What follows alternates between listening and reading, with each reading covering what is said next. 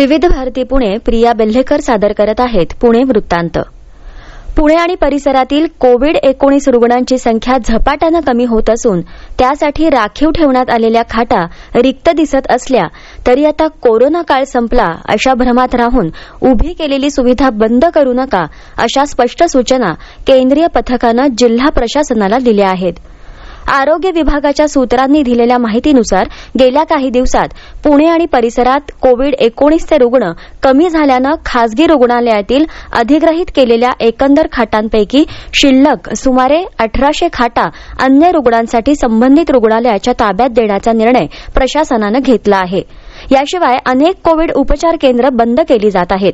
प्रशासनाच्या या कृतीला केंद्रीय पथकानं आक्षेप घेतला असून दिवाळीनंतर कोरोनाची दुसरी लाट येऊ शकते हे लक्षात घेऊन आणि सध्या कोरोना रुग्णांसाठीच्या खाटा शिल्लक राहत असल्या तरी त्या रुग्णालयाच्या ताब्यात देण्याची घाई करू नये अशा लेखी सूचना या पथकानं स्थानिक प्रशासनाला दिल्या आहेत. पुणे आणि शहर परिसरात नव्यानं आढळून येणाऱ्या क्षयरोगाच्या सर्व रुग्णांची कोरोना RT-PCR चाचणी करण्याचे निर्देश केंद्रीय आरोग्य विभागानं दिले आहेत.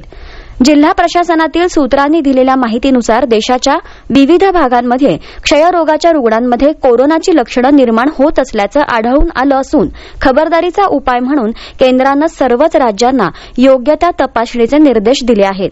जिथं कोरोनाचा प्रादुर्भाव सर्वाधिक होता त्या मुंबई आणि पुणे यासारख्या शहरांमध्ये अधिक काळजी घेण्याची गरज असल्याचं केंद्रीय आरोग्य विभागानं म्हटलं आहे. केंद्राच्या या आदेशानुसार गेल्या 4 दिवसात सुमारे 700हून अधिक क्षयरोग रुग्णांची RT-PCR चाचणी करण्यात आली असता त्यातून सुमारे 1.5% रुग्ण कोरोनाबाधित आढळून आले आहेत.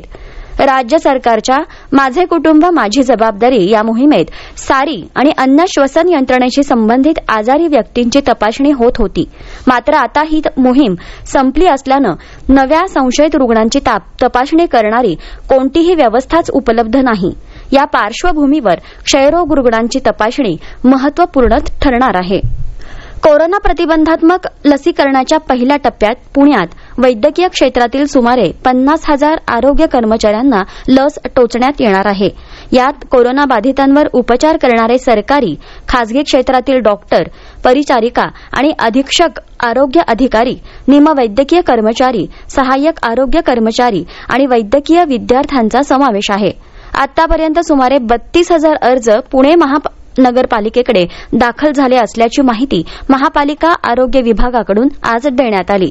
केंद्रीय आरोग्य मंत्रालयाच्या निर्देशानुसार पुणे महापालिकेनं शहरातील सरकारी आणि खासगी आरोग्य कर्मचाऱ्यांची माहिती संकलित करण्याचं कामही सुरू केलं आहे. भारतीय संरक्षण दलांनी देशाला असलेल्या वेगवेगळ्या धोक्यांचा सामना करण्यासाठी तयार राहावं असं आवाहन वायुदल प्रमुख राकेश सिंग भदुरिया यांनी केलं आहे. ते आज पुण्यातील राष्ट्रीय संरक्षण प्रबोधिनीच्या 139व्या तुकडीच्या दीक्षांत संचलन सोहळ्यात बोलत होते. जगातील बदलत्या भूराजकीय परिस्थितीचा परिणाम थेट आपल्या शेजारीच्या देशांवर होत आहे आणि त्यामुळे आपल्या देशाच्या सुरक्षेसमोर नवी आव्हानं उभी राहत आहेत. हे लक्षात घेऊन देशासाठी त्याग करण्याची तयारी ठेवा असं आवाहन त्यांनी नव्यानं सशस्त्र सेनादलात सामील होऊ घातलेल्या छात्रांना केलं. दीक्षांत संचलन सोहळ्यात 303 छात्र सहभागी झाले होते. यामध्ये 17 परदेशी छात्रांचा समावेश होता. कॅडेट अनिरुद्ध सिंग यांना यावेळी राष्ट्रपती सुवर्ण पदकानं गौरवण्यात आलं. कॅडेट सोमय बटोल रजत पदकाचे तर कॅडेट अनामोल कांस्य पदकाचे मानकरी ठरले.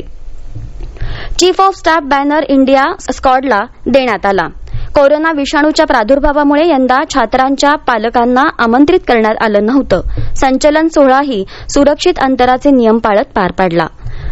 छात्र मास्क घालून संचलनात सहभागी झाले होते. विधान परिषद, शिक्षक आणि पदवीधर मतदारसंघात निवडणूक जाहीर झाली असल्यानं ती सुरळीत, शांततेत आणि निर्भय वातावरणात पार पाडण्यासाठी पिंपरी चिंचवड पोलीस आयुक्तालयाअंतर्गत निवडणूक होणाऱ्या कार्यक्षेत्रात फौजदारी कायद्याच्या कलम 144 अंतर्गत निर्बंध घालण्यात आले आहेत. निवडणूक कालावधीत सार्वजनिक ठिकाणी संबंधित पक्षांची चित्र, चिन्हांची कापडी फलकं तसंच सार्वजनिक ठिकाणी भाषण देणं यावर निर्बंध घालण्यात येत आहेत.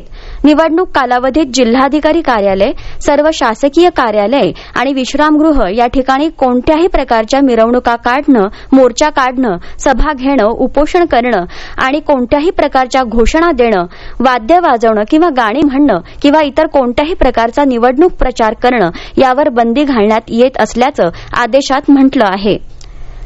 पुण्यात आज हवामान कोरडं होतं. दुपारी तापमान 30.2 अंश सेल्सिअस इतकं नोंदवलं गेलंय. हवामान खात्याच्या अंदाजानुसार उद्याही हवामान कोरडं राहील. कमाल तापमान 31 तर किमान तापमान 14 अंश सेल्सिअसच्या आसपास राहण्याची शक्यता आहे. तर हा होता आजचा पुणे वृत्तांत. यानंतर उद्या संध्याकाळी 6 वाजता पुन्हा भेटूयात विविध भारतीवर ताज्या पुणे वृत्तांतमध्ये. पण तत्पूर्वी एक आवाहन. कोरोना विरुद्धचा लढा संपलेला नाही. म्हणूनच मास्क वापरा, स्वच्छता पाळा, अंतर राखा आणि विश्वासार्ह बातम्यांसाठी ऐकत रहा आकाशवाणी. नमस्कार.